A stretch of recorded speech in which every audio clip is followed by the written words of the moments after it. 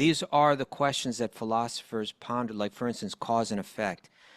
This is kind of where, like, the to this day, the debates about religion go, right? You say, well, this whole world had to be caused by something, right? The scientists say they can't answer that question. What was the cause of it? And the religious people say, well, we can answer that. It's caused by God. And then they say, okay, well, then what caused God? And then we answer, you in your little world, you think that everything has to have a cause, and everything in this world does have to have a cause. But there can be something beyond this world and beyond its laws that's beyond cause and effect. And that is what God is. And so therefore you have a source that's beyond cause and effect. And so it's speaking in this deep philosophical language, and then saying it's just that little boy Krishna that his mother just tied up. And if she can tie that up, then imagine the power of her love, because the power of your austerities doesn't do it. The power of your knowledge doesn't do it. The power of your renunciation doesn't do it. The power of your rituals doesn't do it. None of these things do it. It's only love alone that does it. Om Namo Bhagavate Vasudevaya. Om Namo Bhagavate Vasudevaya. Om Namo Bhagavate Vasudevaya.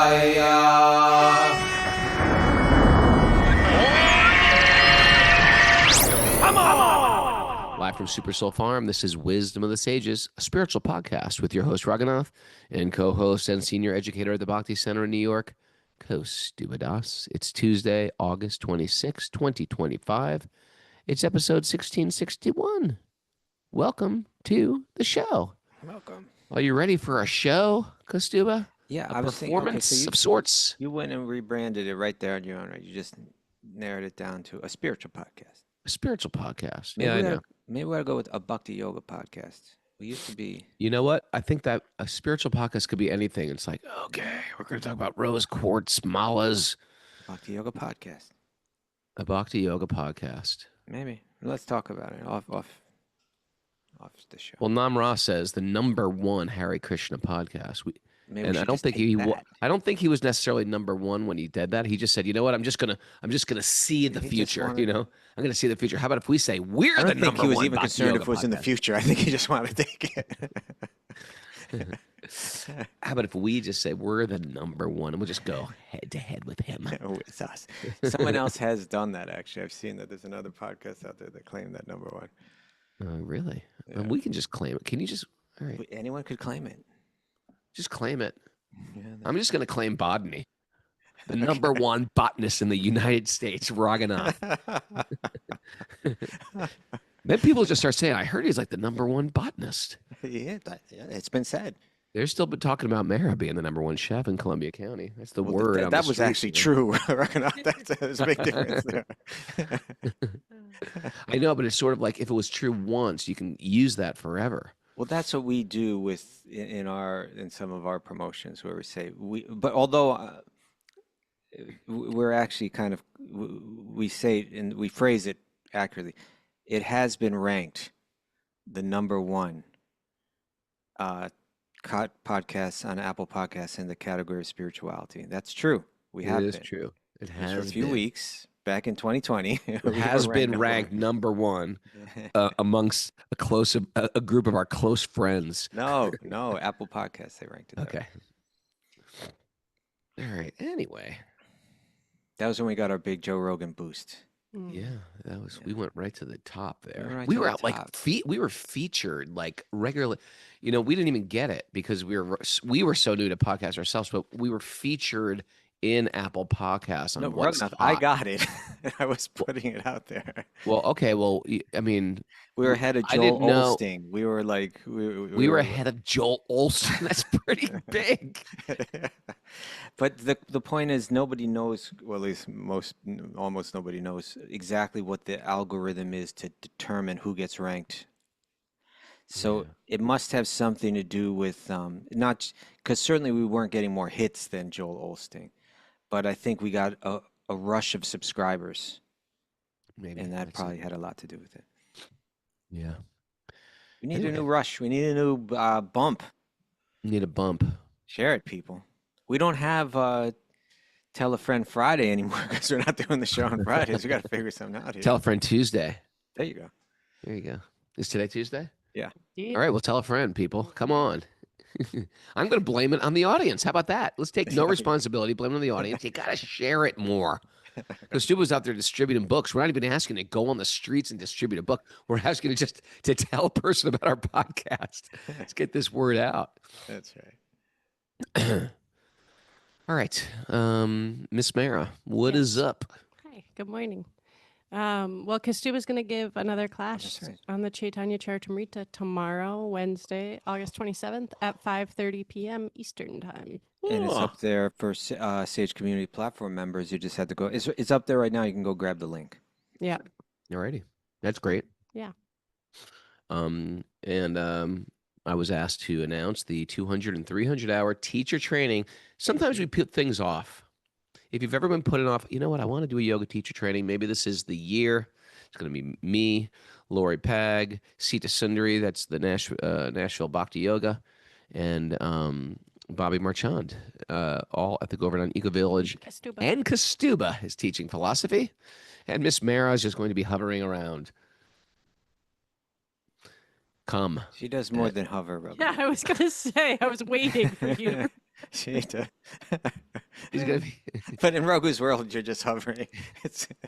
It speaks to actually your skills and abilities. That to Raghu, it just appears that you're hovering around, although you're doing around, something. making things happen, connecting He does dots, appreciate you, right? lubricating the situation, Yeah. making things happen easily. And so that's going to happen in the beautiful Govardhan Eco Village in January. It actually starts December 31st this year. Did you know that, Kaustubha? December 31st. I do know that. I'll be there. All I'm right. going to actually be there even before then. I'm going to pop in there like right at the end of November and spend a couple Ooh. weeks. Yeah, I'm looking forward to Nice. that. Off season for us, right? Nice. Yeah. So check that out. It's on my website, raghunath.yoga. Yeah. Pretty. All right, here's a nugget. Who's it from? Well, it comes from Pierre Teilhard de Chardin. Sorry for Wanna putting try you that on it. again? Beautiful French, Mara. Yeah. Oh, Teilhard de Chardin. I'm open to corrections. I'm not sure how to say it. Well, yeah. This comes from his book, The Phenomenon of Man. He was a Jesuit priest, and he had he's been credited a lot with trying to like bridge the worlds between Christian mysticism and science. But he had this whole philosophy about well, I think it'll kind of come out in this a bit, but how love is this highest principle that unites everything. So anyway, let's hear what he says. Okay, so he writes, love alone is capable of uniting living beings in such a way as to complete and fulfill them. For it alone takes them and joins them by what is deepest in themselves. You know, love alone. I got distracted by like, who the hell were the Jesuits? I'm trying to find this out. You want me to tell you about the Jesuits? Originally formed to be a kind of spiritual militia for the Yeah, Catholic they were like the Church, Marines for the Pope. ready to Good. go wherever the Pope needed. Yeah, Huh. they were very dynamic, very creative. They A you know, militia, a creative militia? they weren't like I a like my militia. militia very creative. They didn't use weapons like that, but Oh, they didn't? they were like What's a militia then, if they didn't use weapons? well, I think it's speaking metaphorically, although we can look Really? it up. Want to look up militia? I'll do it right now. Catholic order with Jesuits active in teaching social justice, interfaith dialogue. Pope A Francis military himself is a force. Jesuit. Would you like to give a... Anyway. Yeah, it's a military, definitely a military term, but they had that kind of military discipline. That's kind of what they were like. Like they were like, we follow the orders of the Pope, and we're ready to sacrifice and carry out orders. And they were very, they were also like creative. And when I say creative, I mean like they weren't locked into thinking inside the box. They would go to a country like India, and they would learn how to adapt to it, or they would go to another country and learn how to adapt to it. They weren't stuck. I'm going to do a little research after this. Okay. So There's a Mara, whole again, book can called you The read that? Jesuits. I read it years ago. Can you read that again, please? So that you can listen this time. So this one I'm going to listen gonna and listen, okay. comment. Love alone is capable of uniting living beings in such a way as to complete and fulfill them. For it alone takes them and joins them by what is deepest in themselves. Okay. Okay. All right. All right. I love this quote. It's not just sweet sentiment. It's like a revelation. He's saying what the great Bhakti texts have been telling us all along, that love is the most powerful force in existence. Mhm. Not military, not militia, or political power, not knowledge, not even time itself, just love.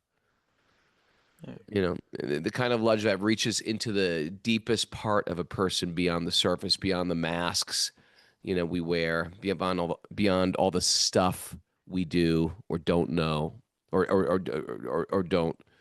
It's love that touches the soul and says, "You're not alone. You're not separate. You're whole when you're connected." Yeah. That's what this Bhakti sages have been always directing us. It's not just liberation. They're looking for union, and love is what makes that union possible. And that's why love isn't just meaningful, it's ultimate power. Huh? Yeah. It's you know, I suppose when I hear that phrase, who's that singer with Bolton? Michael Bolton? Is he the one? Is it the power of love? Is that him? I didn't go with that Yes. for He the was one of nugget. the great Bhakti masters too, Michael Bolton. Who is Michael Bolton? He's some singer. He sings Okay. those romantic ballads and stuff. You don't have to. You don't have Okay. to Google search that. Search. Michael Bolton. Mike. All right, go. Sorry. But you know, here's the point: is that this phrase, like the power of love, or saying there's nothing more powerful than love. I think we hear that in sentimental contexts, but what's being said here, what he's saying, and I think what we're discovering in Bhagavatam in the verses that we're reading right now, is that this isn't just it isn't just like a sweet thing to say, oh, love is so powerful, it's the most powerful force in the universe. It's like, no, it actually is. Like literally, there is nothing more powerful than it. He's saying love alone. Like I think even that's a nice even little tagline there, like love alone, right?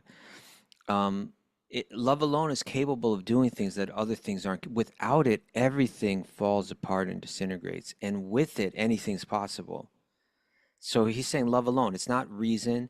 It's not power. We would say from the perspective of Bhakti Vedanta, we would say not karma, right? Not being dutiful and following all the rules and regulations and doing all of the rituals and all that. Not jnana, not like renunciation based on clear analysis. Neither love alone, you know, fully delivers one. He says in such a way as to complete and fulfill them, right? That it's not merely like a relational thing, but through love, one discovers their wholeness. That's inside them all along, and it's only through love, right? Mm. So I think he's catching on. I think as a Jesuit priest, he probably contemplated this kind of thing a lot. He was looking at, what he would consider the love of God as expressed through the life of Jesus, that only that type of love where you're entirely ready to sacrifice for the good of others, in the name of God is do we become whole? Are we complete? Are we completed? Are we delivered? And in our bhakti, philosophy and theology, the same message is there, and I think it's going to express it in just these most creative and beautiful and colorful and sweet ways, like we're reading about now, where we've been dipping into now this pastime. This again, like one of the most celebrated um, pastimes of Krishna. You see it a lot in India, all over the place, right? You can't turn around without seeing little baby Krishna busting into a butter pot, Yeah. right? Yeah. It's like one of the fondest ways that Krishna is thought of and remembered. But it's so much more. We're going to hit some verses today where there's. I was looking through the commentaries today. Some of these verses have just tons of commentary on them. where there were these great sage philosophers who are just saying, look at the depth of the meaning in this. It's not just a cute story. It is a cute story. It has this aesthetic quality to it that's very charming. But it's saying so much more, and it's completing and fulfilling for all of you. It's kind of like, where did the Bhagavatam begin? We started with the sages in Naimisharanya, right? That's where we first started. There's an invocation and 3 opening verses, and then suddenly we're brought to the sages in Naimisharanya, a big collection of a wide variety of sages, really learned people, right? Austere, well practiced in yoga, all kind of yogis and philosophers, good-hearted people, right? They're trying to do some good for the world with the Kali Yuga setting in. That's where the Bhagavatam began. We're deep into it now in the 10th canto. But what was being illustrated there was they were all confused. They had all studied all these books about the absolute truth, about the Brahman, about yoga, about all these different practices and so on, and they couldn't determine where does it all lead. And they've all applied all the things. It's not like they're just Yeah. like reading books. They've applied it. They've become like super evolved beings, Yeah. gurus in their own right with Yeah. followers. Yeah. And then they're like, but what's the goal? What's the goal of this? Where is this going? What's the end game? Yeah, when you take all of these texts of Vyasadeva, all the Vedic literatures, does it lead to one? Essentially what they asked Sutta Goswami, who they recognize as being superior to them, like more evolved than them. They said, what leads to the highest good for all mankind, and what gives complete satisfaction to the soul?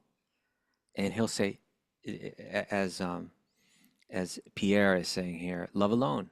It's Bhakti that does it.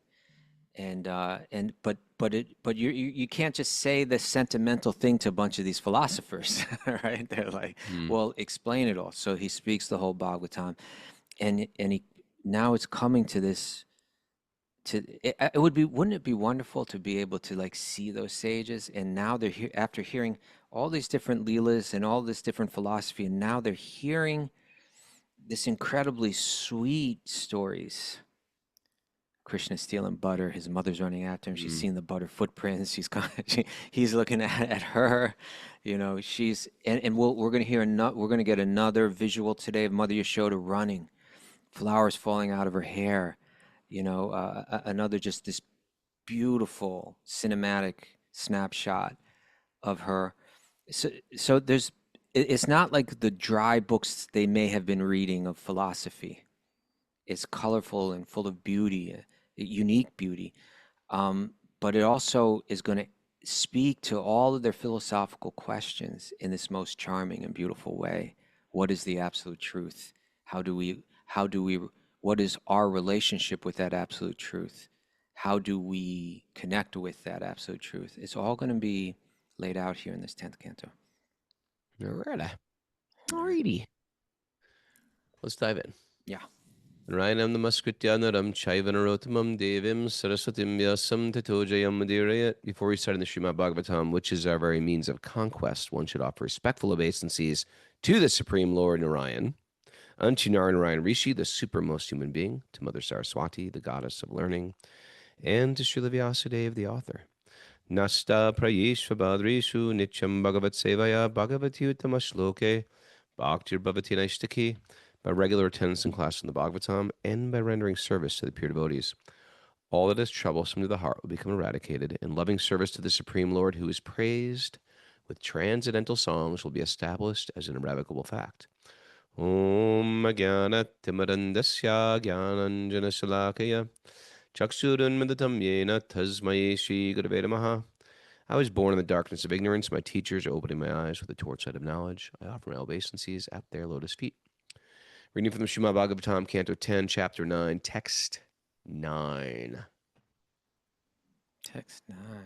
We read this yesterday, but let's read it again. Yeah. When Lord Sri Krishna saw his mother stick in hand, and we'll chastise him. Yeah.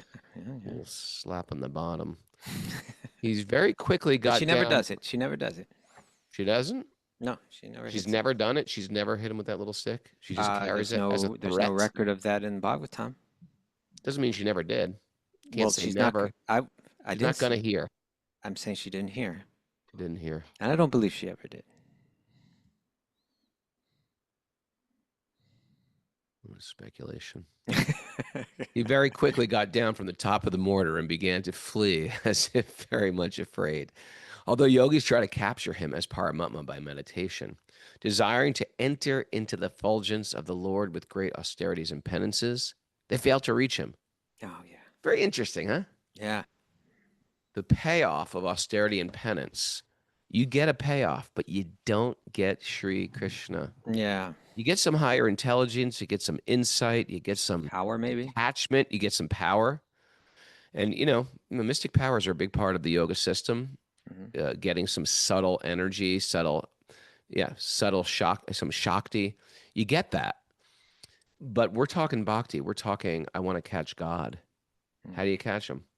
We have scientific minds too, even in modern culture, that try to figure out the origins of the universe, the original civilizations, and what did they do, and how did they trying to use our deep intelligence, not understanding that as the greatest minds, intelligence still has a ceiling. Yeah. And it's a low ceiling. We tend to think, no, our greatest mind is a high ceiling. No, it isn't.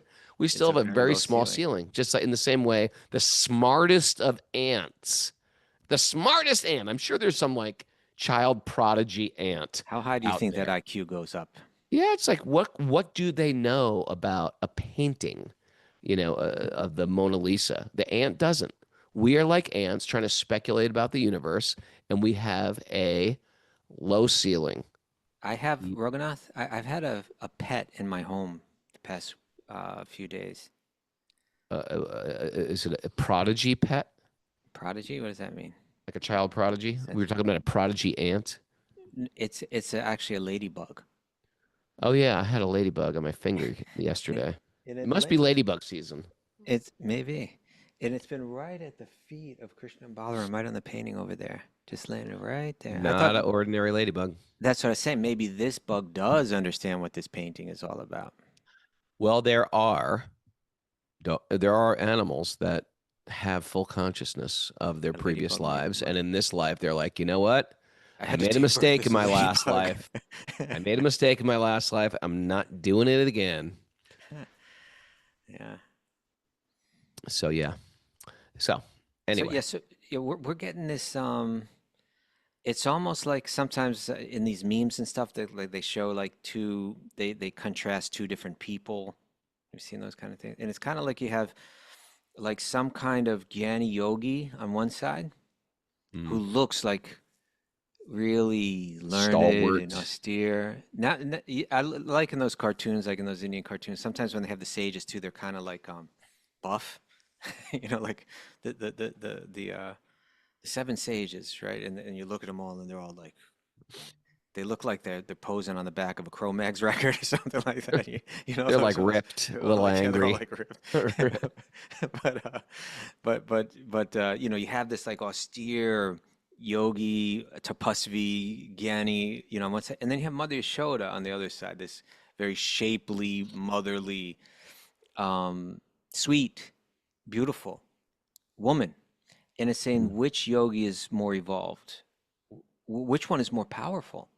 Right. Because these other yogis are trying so hard just to merge into Krishna's effulgence and struggling to do it, going through lifetimes of austerity to try to do it, right? Although yogis try to capture him as Paramatma by meditation, desiring to enter into the effulgence of the Lord with great austerities and penances, they fail to reach him.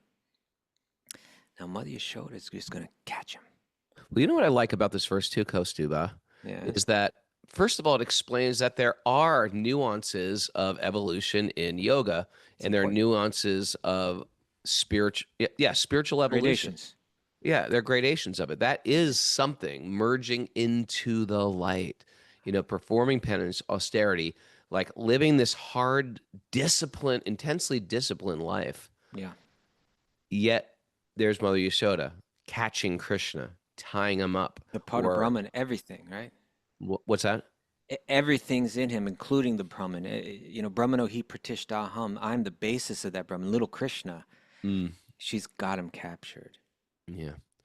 All right, continuing on. This is text 10. While But I think you following, didn't read the last line of that. I'm sorry, but Mother Yashoda, thinking that same personality of Godhead Krishna to be her son, began following Krishna to catch him. While following Krishna, Mother Yashoda, her thin waist, overburdened by her heavy breasts, naturally had to reduce her speed. Because of following Krishna very swiftly, her hair became loose, and the flowers in her hair were falling after her. Yet she did not fail to capture her son Krishna. So that's a guided meditation right there, right? That's again, it's like it's giving us the visual to meditate on her love, on her unique, deep, motherly love. Here's the You picture. know, we could of do it. this guided meditation. Maybe I'll do this when we have our Wisdom of the Sages Yashoda's retreat. I'll running. just read all these. People can close their eyes. We'll get pictures of Krishna. When caught by Mother Yashoda, Krishna became more and more afraid and admitted to being an offender. As she looked upon him, she saw that he was crying. His ears mixing the black ointment, his His tears. ears. His ears. Well, you know what? There's like this hanging microphone thing that camera that you told us to buy, and it covers the screen. So I'm always His like ears. missing a word. Not I'm gonna his blame you fears, for it. Not his bears, his tears. His fears, his smears. His bears mixing with the black ointment in his eye. His tears. Yeah. I started following this bear attacking compilation account. I had a dream I was We getting own. attacked by I a had a bear. dream of bears too yesterday. No, mine was a few nights ago. It was I had to analyze this dream because it was one of those dreams where you wake up and you got the whole thing right there in your head. Yeah. Me and Mara, well, we were walking into a field yesterday, and there's a cluster of bushes, and we heard something in the bushes. You're a bear. I thought it was a bear. She was like, "It's probably just a deer." I was just like, was "Let's a get squirrel. out of here!" I've been watching too many bear attack It was a videos. squirrel. Sometimes a Speaking of squirrel squirrels. in the woods makes such a big sound that it could be. Thinking it could have been a turkey also. Oh, turkey. Could have been a turkey too. Wild turkey. But that side of our street, there's a lot more bears. Yeah. There's a lot more bear sightings. Bears on that side of the street. Well, because it's over the mountain, so they just stay on that side. Let me see. Okay. He rubbed his eyes. His tears mixing with the black one. his bears mixing with black bears. Wait, his tears mixing with black ointment. So you see the little children with this black ointment under their eyes. It's called kajal. Little mascara. Like mascara. And he rubbed his eyes with his hands, and he smeared that kajal all over his face. He was a mess. Like when you're crying and your mascara runs. That's what he looked like. Yeah. Mother Yashoda, catching her beautiful son by the hand, mildly began to chastise him. Now look at this, right? You naughty little boy. This yogini has not only is like entering into the Brahman effulgence of the absolute truth, not even a question. She's got that absolute truth crying, and like right. not just crying, but like he's a mess, right? Like he's right, the a absolute hot mess, truth, or whatever you call the it. source of everything, the Hot Mess Express, the source of everything. He who contains the entire universe is crying. And see, what's going on is God is reciprocating with his devotee in such an intimate way here. Yeah. It's hard to even get, like crying. And what's happening is God's get to experience those emotions of a child. And Mother Yashoda gets to experience those emotions of a mother, but with God. Yeah. And she's a liberated soul. It's just it's a very, very interesting way to experience God. This is all analyzed in this rasa theory, like that these great sages have laid out in drama, and our Goswamis have applied to Krishna's pastimes, right? When she sees him crying that way, it stimulates feelings of loving motherhood in her that are unique and special and intensified by that vision of him, right? Mm. And so by his crying like that, he's stimulating these feelings in her, and her love is further stimulating feelings in him, and it's going back and forth, and this is the highest yoga, the highest connection, right? Yoga means this union. This is the highest union with the ultimate absolute truth. We might get a glimpse of stuff like this, like motherly affection or fatherly affection. We get a glimpse of that love because we have a child. But when when the flip side of the affection comes, when the child is, whatever, hits 13 and, doesn't respect you or something or hurts you, it can leave us despondent, distressed, hurt, emotionally hurt, sometimes bitter. That's just part of parenting. It's like the downside of parenting. It's not just all, bundles of joy. There's bundles of like pain, and the child gets sick or something like that, really, really sick. So these are like huge problems for a parent as well. We're talking about the upside of parenting, but Mother Yashoda, even the problematic times, child has been naughty, it's making her more God conscious. That's the interesting thing. Whereas if my child is something calamitous, is that a word? A calamity happens to my child, that doesn't make me more God conscious. That makes me question God's existence. You know what I mean? Yeah. Why would God do this to me? It makes me like bitter and upset with the material existence. But everything is bringing her higher and higher. So we're getting a glimpse in parenting, or we get a glimpse in a relationship with a lover in a marriage. Right. But all these relationships with the material world are plagued with some downside that can get us farther away from God. Even in her great distress, lamentation, loneliness, or in a lover's bereavement in bhakti, it's a type of heightened God consciousness Yeah, and bliss. and bliss. Yeah. I was reading something about this recently, Raghunath. Tell me. Well, it was saying, just trying to help us understand it, because, for this picture right here, for like the average mother, it's like, I'm going to tear my hair out. Enough of this kid. It's like, he won't, you know what I'm saying? Like, the kid's always causing trouble. This is just stress. Although there may be some adorability blended into it, that kind of, I mean, but, my sister was telling me the other day, like, my son, for the first 9 years of his life, we couldn't have a peaceful dinner. It was right. just like throwing stuff, It gets to be annoying. causing a scene. It's not bliss. Yeah. It's the other side of parenting. If you're a parent, Yeah. there's an upside, and then there's like, okay, get in your freaking car seat. You know what I mean? It's like, I'm gonna lose my marbles. Right. So, but the example that was being given was like this, like take a horror movie. Right. Now, a horror movie is consciously designed to stimulate feelings of fear in one. Yeah. And fear is generally considered not at all a pleasant emotion, but an unfavorable emotion, an unpleasant emotion, an emotion that we try to avoid.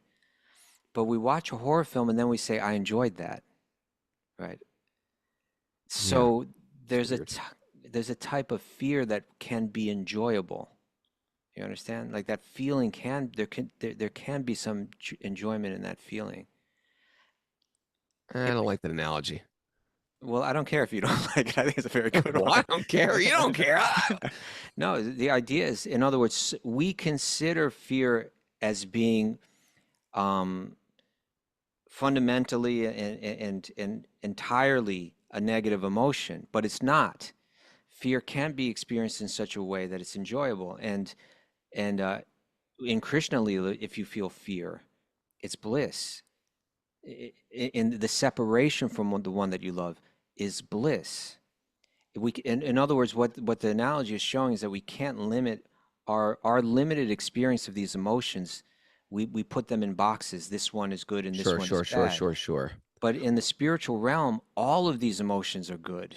Once those emotions hit the material world, they're going through the filter of the gunas. Yes, that's and right. the filters of the gunas is you can have happiness in the mode of ignorance.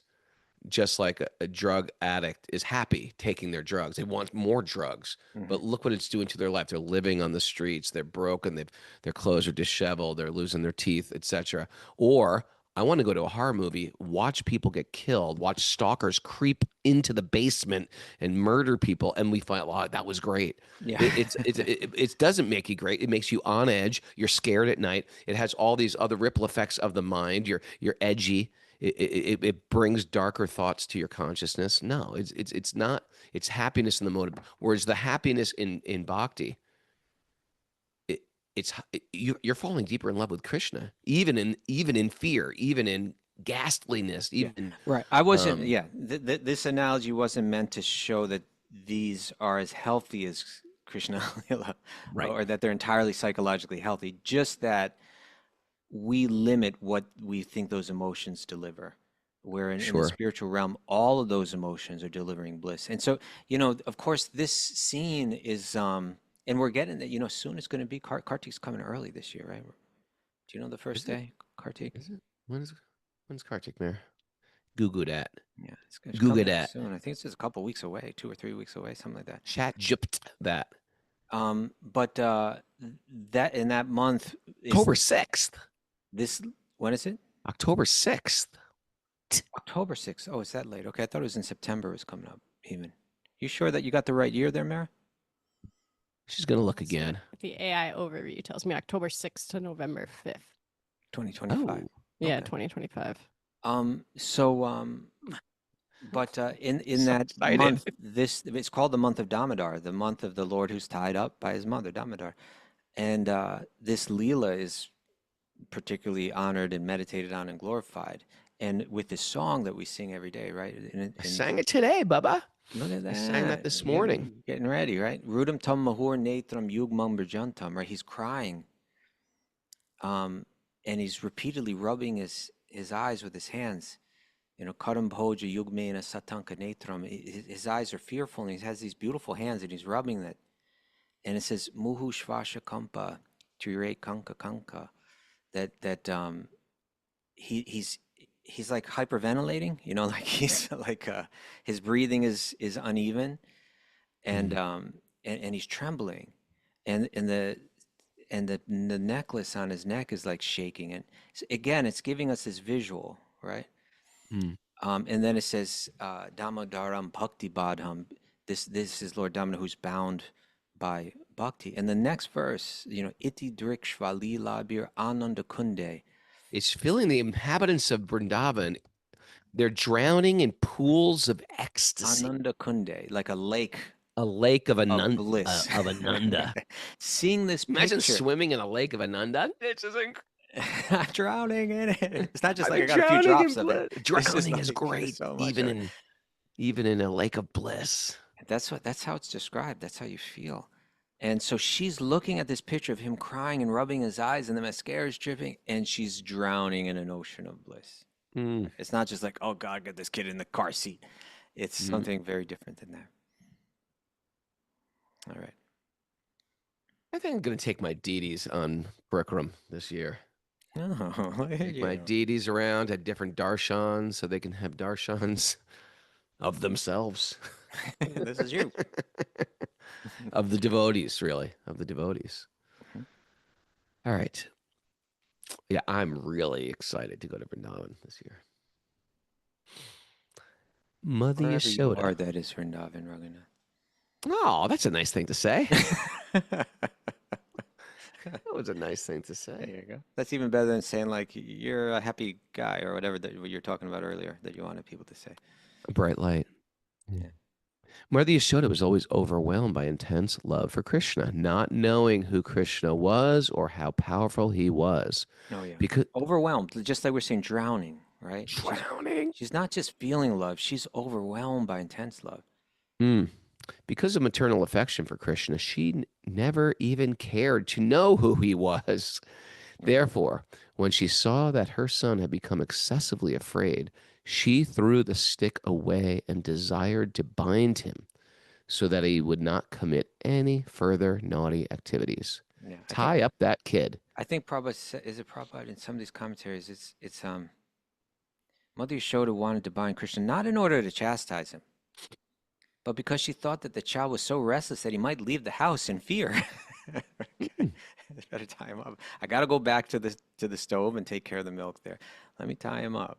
I've mentioned this before, but for years I always heard this pastime. I was like, very peculiar chastisement. She's going to tie her son up. Like, what the heck? And what happened to the microphone? Kaustubha, What microphone? You sound good. you don't. My A microphone? bunch of static. Yeah, we just. Oh man, Yeah. I got to get a new cable. Anyway, I always thought it was peculiar tying up your son, but then I was sitting out of the Bunky Bihari temple, And you saw it done. going to get an aloo tiki, and I saw a naughty little boy. Maybe Lori Pag was with me. I can't remember, but I saw a naughty little boy, and a mother chastised this boy, and she pulled out a shoelace from her purse, tied it loosely around his wrist, and tied him hanging to a tree like a subway. Like a guy at a subway, you know, it was like, and the kid was just crying. He must have been like 8 years old or something. But I was like, oh, get it. She's tying up her child. It wasn't, it was like sort of an Indian timeout, perhaps. It was a timeout. You know what? I'm going to ask Mukesh and Janeshwar if they were ever tied up. We need an Indian correspondent. Who we got online today? Yeah. Anybody from India here? I shouldn't. I don't even want to say ask this. any American if they were tied up because we could get into some traumatic. Do you remember we were going to the Jagannath Mandir and what we saw on the way to the Jagannath Mandir last time we were going there? The Jagannath Mandir? The in Jagannath Mandir Jagannath-puri? in Mayapur, in Navadvip. What did we see? So we're taking these rickshaws down that road, right? Yeah. And you're going right by the houses, and you know how sometimes houses have, like, you open up the windows, and then they have bars in the windows, but the bars protrude out, like, so that you could Yeah. put, like, Oh, yeah. plants there or like an air conditioner Yeah, they there or something. protrude out. So it's like a cage. So it's a cage because you can close the indoor windows and then you got something in a cage. And whether it's like a child in They put there, a poor child. They put a timeout. They put like the a child timeout. in Okay, the you're gonna have cage, to get in the and window then they close cage. the windows on him, and the child's like, "Let me back in." I don't. I'm because not recommending your cord is really clicking and clacking, sir. that. Man. Oh, now it's clacking up a storm. All right, I'm gonna read it further. All right, enough of that. The Supreme Personality of that? Godhead. Better. Better. Don't touch it. Do not touch it. Your hands down. Good. Okay. Yeah. The Supreme Personality of Godhead has no beginning and no end. No exterior, no interior. Oh, hold right? it. This, Hold it. This is right out of the. What? Yeah. This This is is. right out of the Upanishads here. That's exactly right. These two verses are now. Let's go back to Sutta Goswami speaking to the sages of Naimisharanya, right? Who are all these learned Vedantins and learned in the Upanishads and stuff. This verse is saying that beautiful little boy that's rubbing his eyes and crying and is afraid of his mother, that's the supreme absolute truth, just the way that you've always heard about him. I don't want you to think this is an ordinary boy, so I'm going to start to tell you that he is that same Brahman, that same Pada Brahman, that same absolute truth that you've been reading about in all those books. It's this boy, and to love him is the highest yoga. Okay. All right, hit it. On our message board, Ayush says, I was never tied, but I was locked in the washroom whenever I created havoc at my home. So I wrote back, but is tying a thing? Is that That's a what I want to thing? know. Ayush, please let us know on the message board. Is tying a thing? Okay. The Supreme Personality. The Supreme Personality of Godhead has no beginning, right? Right out of the Upanishads is going to sound. Yes. Has no beginning, has no end, no exterior, no interior, no front, no rear. So imagine like you're just like a student of, you grew up maybe Catholic or Christian, and then you hear these ideas about the explanation of God, the absolute truth. Yeah. They don't even call him God, like, they have some mystical name. Like, okay, I can understand God like this. And is it true? Yeah, God is like this. In other words, he is all pervading, right? He's inside me, he's outside me, because he is not under the influence of the element of time. For him, there is no difference between past, present, and future. This is a very interesting way to understand the absolute truth. Yes. He exists in his own transcendental form at all times. Wait a second. He just says he was all pervading. Now you're saying he has form? Yeah, This is a some kind of paradox. It's a paradox. Being absolute beyond relativity, he is free from distinctions. Wait a second. He just had distinction. He just had form. Distinction between cause and effect. Although he is the cause and effect of everything. Oh, this whole thing is a riddle. And this is sort of what when you study the Upanishads. Yeah. Go. What? Well, I said these are the questions that philosophers ponder. Like, for instance, cause and effect.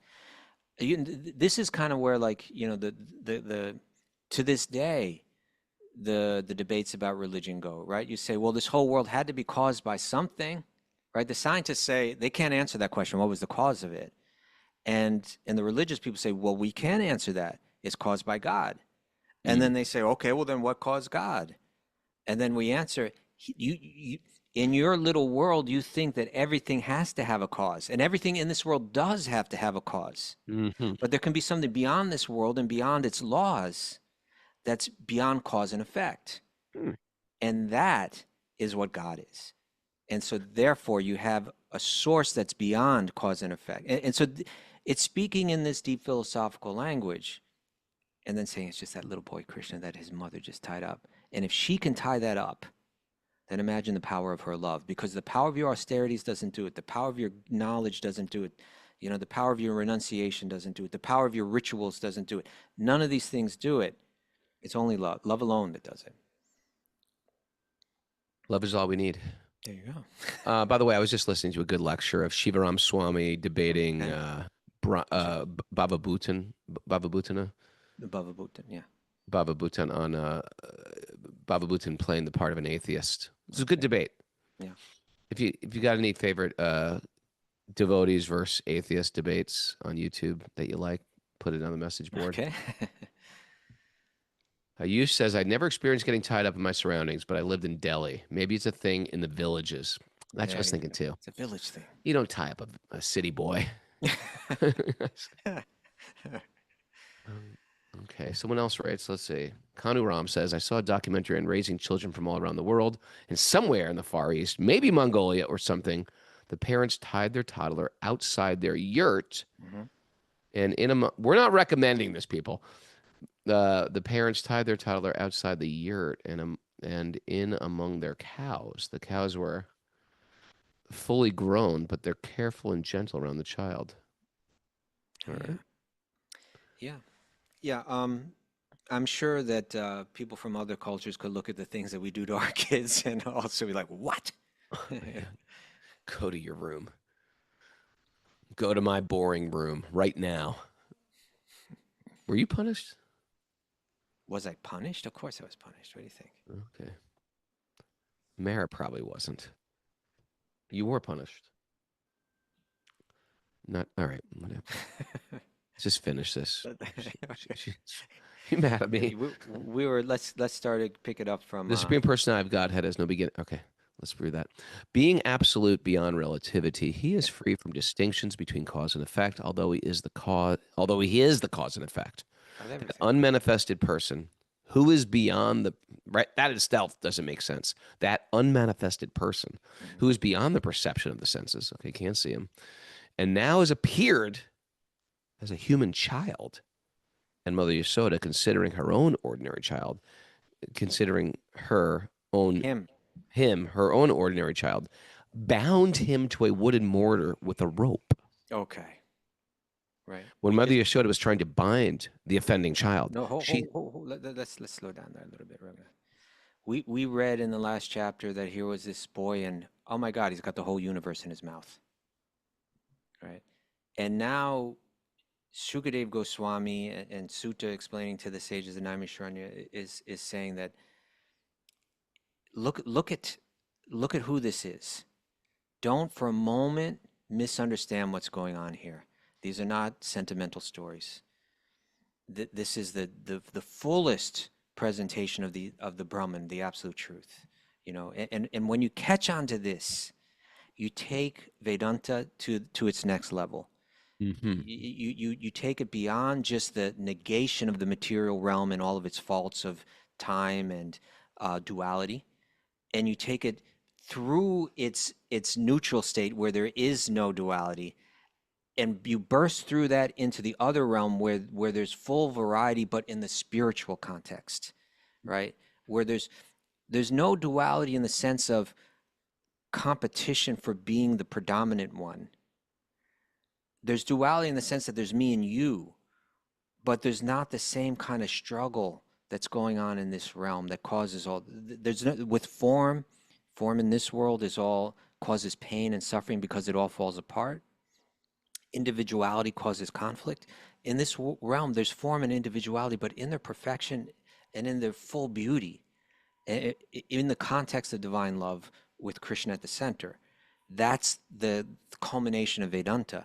And it's being spelled out in a really beautiful way here through Yashoda. She is a more evolved yogi. All these yogis struggle so hard to try to even enter into the effulgence of this boy. She's got him tied up. And it reminds me of there's this really cool verse. I'm sure you're familiar with this and have enjoyed this one, Raghunath. But there's a scene in the 19th chapter of the Chaitanya Charitamrita where Lord Chaitanya meets this kind of like devotional scholar named Raghupati Upadhyaya, and he asks him to speak some verses glorifying Krishna. And he says this one verse, and Rupa Goswami loved this verse so much he put it in his collection called the Padyavali, this collection of his beautiful favorite verses of his. And the verse says, it says, Shrutam apare smritim itare bharatam anye bhajantu bhavabhata. That he says, those who are afraid of material existence, right? We're living in this world, we want to escape it. So all these different types of yogis or gyanis, they're afraid of this world and they want to get free of it. They want moksha. Those who are afraid of material existence worship the Vedas, which includes the Upanishads. Some worship Smriti and others the Mahabharata. But then he says, but as far as I'm concerned, Nandam Vande, I worship Nanda Maharaj, Krishna's father, right? It sounds sentimental, but he's trying to show something, right?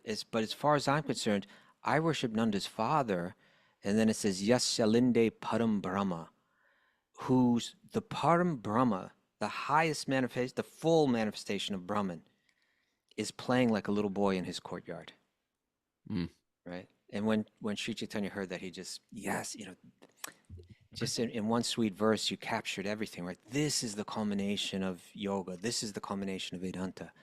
That the absolute truth, the Param Brahman itself, would just become like a little boy and play in the most adorable way, due to your love, right? He's trapped right in the courtyard of Nanda, or he's tied up, by the love of Mother Yashoda.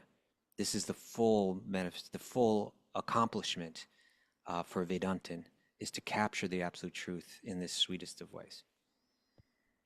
Pretty good. Why don't you read Prabhupada's commentary on this one? Oh, we're out of time.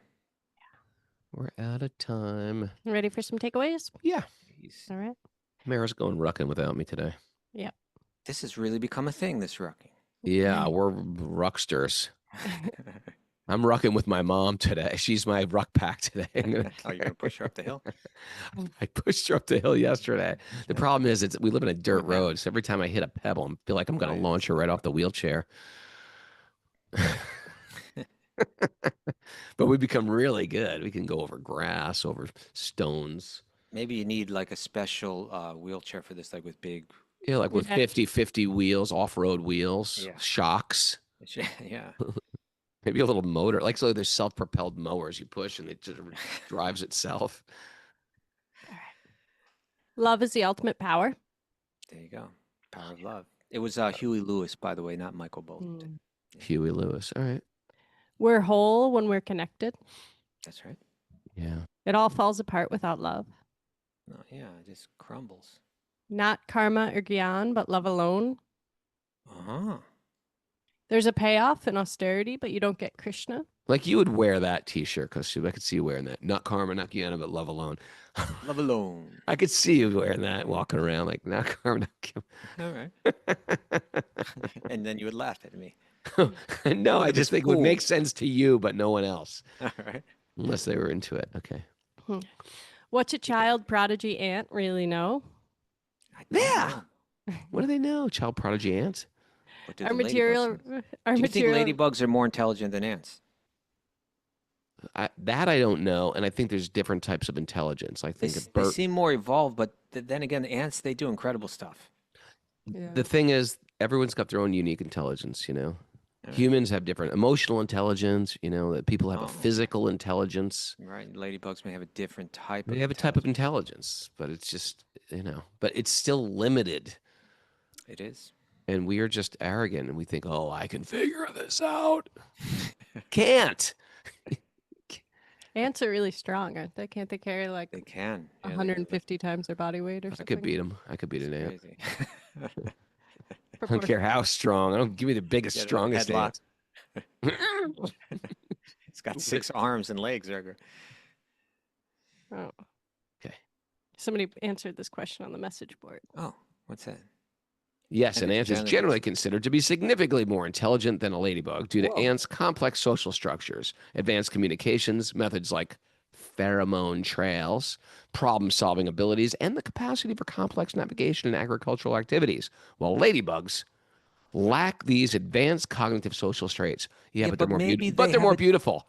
And isn't beauty truth and truth is beauty? Yeah. You know, And let's maybe- face it, some people don't have to be smart. They just have to be beautiful and they can get along in life just fine. They seem more peaceful. I'll give them that. Mara is both beautiful and more intelligent than me. All right, back to our takeaways. Yeah. Our material relationships are plagued with downsides. Trying to win you back here. Since you said that I She's was just hovering around. hover. Hovering She's, around like a she's holding beautiful on to that. ladybug. I take no offense, Mara. That's your mantra of the day. Happened to quick to I apologize. apologize immediately.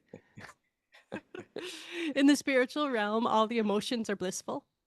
That's right. The power of your knowledge and rituals and austerities won't catch God.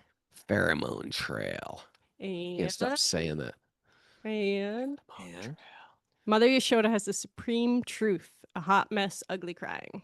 that's your ugly crying. Even his ugly crying is beautiful crying. Tie up Kaustubha. That's my takeaway. Tie him up. He's naughty. Do you know what a pheromone trail is, Raghunath? I can imagine some type of like interesting scent. It's an invisible chemical path laid down by insects. You're just AIing the AI. Well, You're just I like wrapped up in this stuff, Kaustubha. Come back to Earth. I like talking about old Earth right Kaustubha. I now. like human Kaustubha. I'm talking about Earth right now. You're AI Kaustubha. You're already sort of AI before AI came. I take knowledge wherever it comes from a gold mine or from a filthy place. Wherever or from it comes C3PO. Come on. take it from wherever it comes. Thanks everybody for joining us. I really want to thank everybody who's joined Circle, our Sage community platform, supporting. Your support goes a long way, people. Thank you very much. We wouldn't be able to do this. And looking forward to expanding Wisdom and Sage's community in so many different ways. Make it sort of like multi, three-dimensional. I'd say three-dimensional.